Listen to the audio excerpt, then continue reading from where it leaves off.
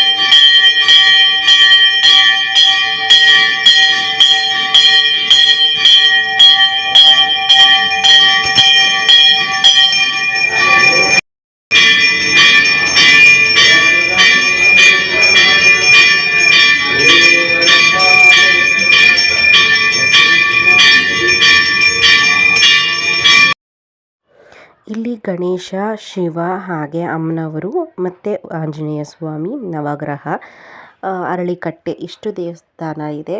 ಮತ್ತು ತುಂಬಾ ದೊಡ್ಡದಾಗಿ ಕೂಡ ಇದೆ ಆವರಣ. ಇಲ್ಲಿ ನಾವು ತುಂಬ ಮುಂಚೆ ಒಂದು 2-3 ಸಾರಿ ಬಂದಿದ್ದೀವಿ. ಬಟ್ ಕಾರ್ತಿಕ ಸೋಮವಾರದಲ್ಲಿ ಪ್ರತಿ ವಾರನೂ ಬಂದಿದ್ದು ಇದೇ ಮೊದಲನೇ ವರ್ಷ. ಮನೆ ಹತ್ರ ಇರೋ ದೇವಸ್ಥಾನಕ್ಕೆ ಹೋಗ್ಬಿಡ್ತಿದ್ವಿ. ಈ ವರ್ಷವೇ ಇಲ್ಲಿಗೆ ಬಂದಿದ್ದು. ಸೊ ತುಂಬಾ ಖುಷಿ ಕೊಡ್ತು ಅಂತ ಹೇಳ್ಬೋದು. ತುಂಬಾ ಚೆನ್ನಾಗಿ ಅನ್ನಿಸ್ತಾ ಇತ್ತು.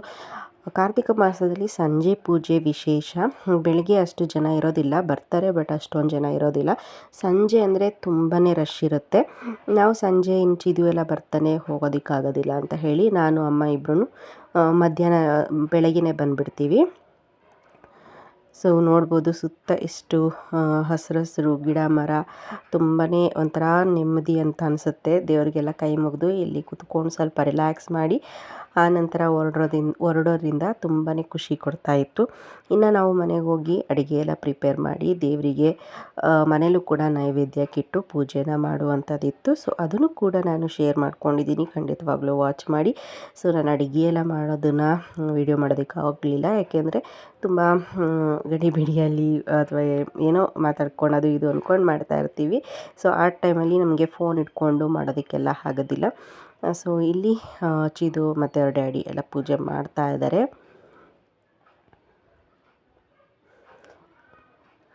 ಇವತ್ತು ಬೇಗ ಬರೋದಕ್ಕೆ ಹೇಳಿದ್ವಿ ನಮ್ಮ ಹಸ್ಬೆಂಡ್ಗೆ. ಸೊ ಪೂಜೆ ಎಲ್ಲ ಮಾಡೋದಕ್ಕೆ ಕೊನೆಯ ವಾರ ಇರೋದ್ರಿಂದ ಪೂಜೆ ಮಾಡಬೇಕು ಅಂತ ಹೇಳಿ.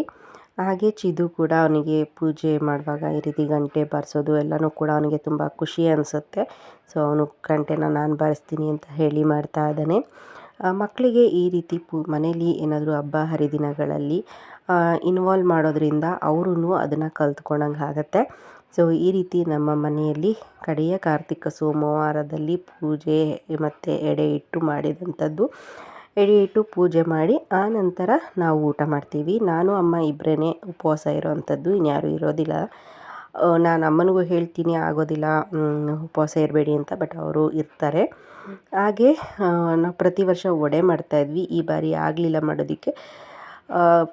ಡಿಫ್ರೆಂಟ್ ಇರಲಿ ಅಂತ ಹೇಳಿ ಬಜ್ಜಿನ ಮಾಡ್ತಾ ಇರೋವಂಥದ್ದು. ಇಲ್ಲಿ ನಾನು ಕಡಲೆ ಹಿಟ್ಟನ್ನ ಭಾಗ್ಯಲಕ್ಷ್ಮಿ ಬ್ರ್ಯಾಂಡ್ ತೊಗೊಂಡಿದ್ದೀನಿ. ಇದರಲ್ಲಿ ನೀವು ಬಜ್ಜಿ ಮಾಡಿದ್ರೆ ತುಂಬಾ ಚೆನ್ನಾಗಿ ಬರುತ್ತೆ. ನನಗೆ ತುಂಬ ಚೆನ್ನಾಗಿ ಇಷ್ಟ ಆಗುತ್ತೆ ಪರ್ಸ್ನಲಾಗಿ. ಇಲ್ಲಿ ನಾನು ಕಡಲೆ ಹಿಟ್ಟಿಗೆ 1 ಸ್ಪೂನಷ್ಟು ಅಕ್ಕಿ ಹಿಟ್ಟು ಹಾಕಿದ್ದೀನಿ. ಹಾಗೆ 1.5 ಸ್ಪೂನಷ್ಟು ಅಚ್ಚ ಖಾರದ ಪುಡಿನ ಹಾಕ್ಕೊತಾ ಇದ್ದೀನಿ.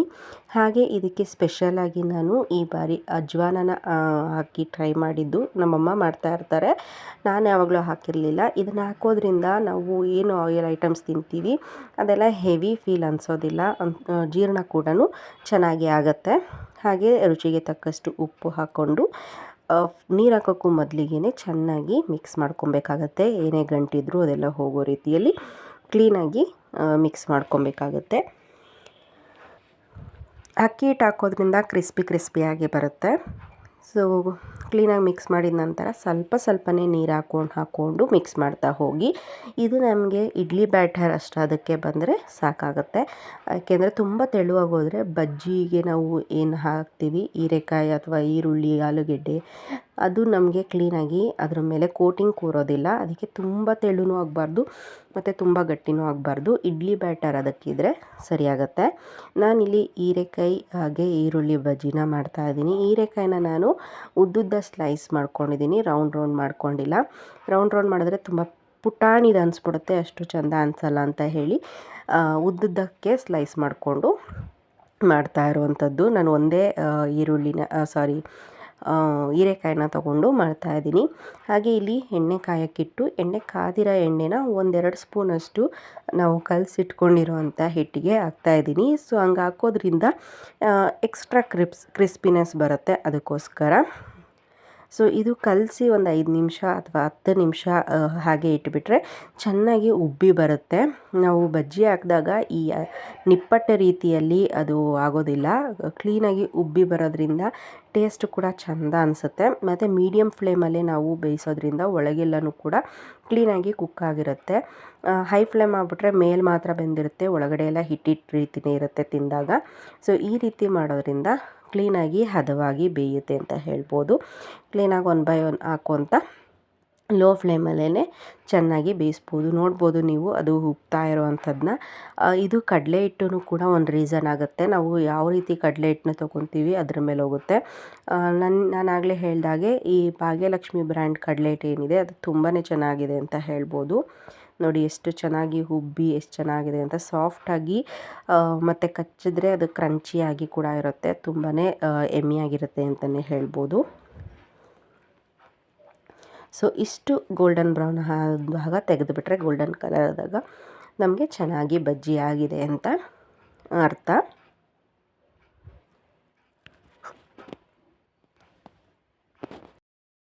ಹಾಗೆ ಇವತ್ತು ನಮ್ಮ ಮನೆಯಲ್ಲಿ ಗಸಗಸೆ ಹೆಸರುಬೇಳೆ ಪಾಯಸ, ಹಾಗೆ ಹಸಿ ಏನು ಕಾಳು ಹೇಳ್ತಾರೆ ಇದ್ರ ಹೆಸರು ತೊಗರಿ ಕಾಳಿನ ಸಾಂಬಾರು, ಆಲೂಗೆಡ್ಡೆ ಬದನೆಕಾಯಿ ಹಾಕಿ ಹುಳಿ ಸಾಂಬಾರು ಮಾಡಿದರು.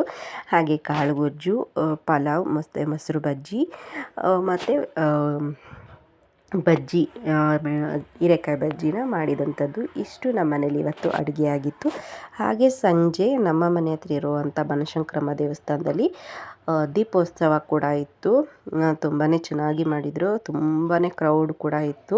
ಸೊ ನೋಡ್ಬೋದು ಎಲ್ಲ ಕಡೆನೂ ಕೂಡ ಅಶ್ವತ್ಥಕಟ್ಟೆ ದೇವಸ್ಥಾನದ ಮುಂದುಗಡೆ ಎಲ್ಲ ಕಡೆನೂ ಕೂಡ ಈ ರೀತಿ ದೀಪನ ಹಚ್ಚಿ, ಹಾಗೆ ಸೀರಿಯಲ್ ಸೆಟ್ನಲ್ಲೂ ಕೂಡ ಅಲಂಕಾರ ಮಾಡಿದರು. ನೋಡೋದಕ್ಕೆ ತುಂಬಾ ಚಂದವಾಗಿ ಕಾಣಿಸ್ತಾ ಇತ್ತು. ನಾನು ಹೋಗಿರಲಿಲ್ಲ, ಚಿದು ಮಾತ್ರ ಹೋಗಿದ್ದ. ನಾನು ಅಡುಗೆ ಮಾಡುವಾಗ ಸುಮ್ಮನೆ ಲೇಟ್ ಆಗುತ್ತೆ ಅಂತ ಹೇಳಿ ಹೋಗಲಿಲ್ಲ. ಬಟ್ ಅವ್ನು ತುಂಬ ಆದ್ರೂ ಬರಲಿಲ್ಲ ಅಂತ ಹೇಳಿ ಅವನ್ನ ನೋಡ್ಕೊಂಡು ಬರೋಣ ಅಂತ ಹೋದಾಗ ನಾನು ಇದನ್ನು ಕ್ಯಾಪ್ಚರ್ ಮಾಡ್ಕೊಂಡಿದ್ದಂಥದ್ದು. ತುಂಬಾ ಚೆನ್ನಾಗಿ ಅಲಂಕಾರ ಮಾಡಿದರು.